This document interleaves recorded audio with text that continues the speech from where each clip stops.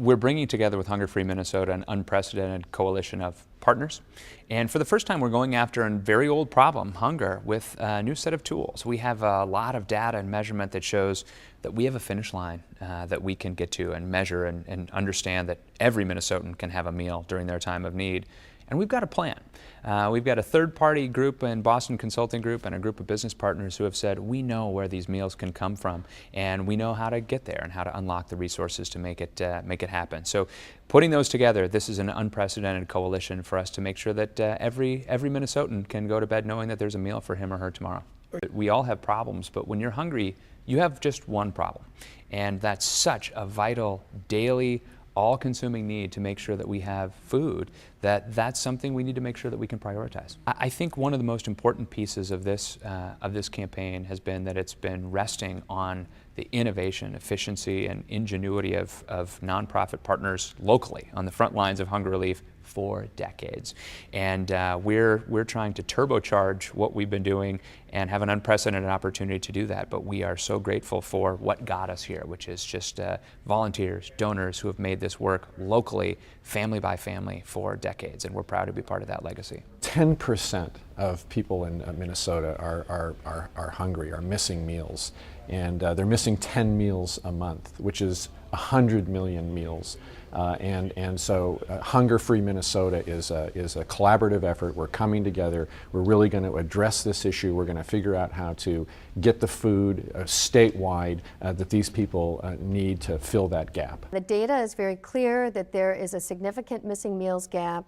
We've identified where those gaps are in a very complicated system, and we're pulling together a wonderful collaborative of leaders, both in the corporate and the nonprofit world, to solve this problem. We're also going to really help senior citizens, which is a real pocket of hunger that we're concerned about. We have the systems in place. We want to make sure we're connecting this wonderful food to the senior citizens in their homes. This can be done. We always will have people who are more or less fortunate than others, but I think this, for Minnesota being currently where we got the percentage of people who go without meals on a monthly basis, is just unnecessarily uncalled for.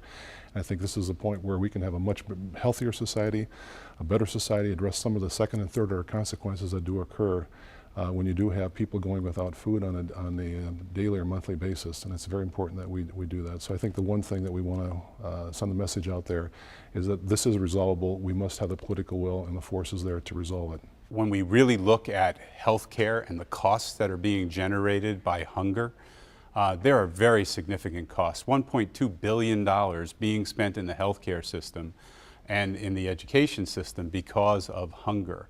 And so this is an issue we absolutely have to attack.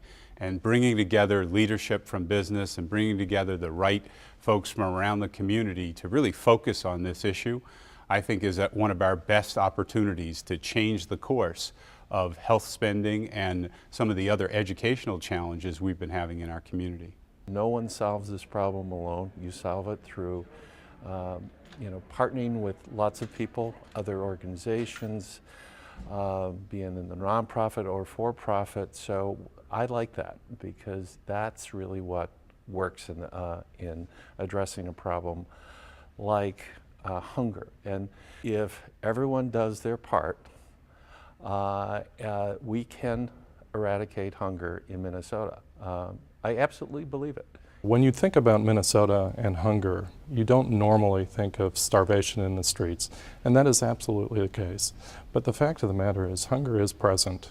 We estimate that there are about 100 million missing meals in this state every year.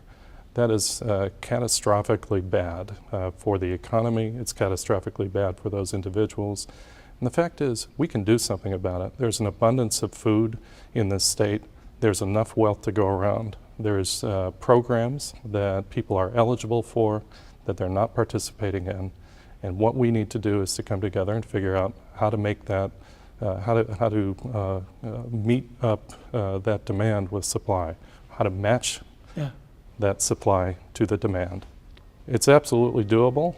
We know who the people are. We know what the gap is. We have the means to get after it, and I think we're going to do it.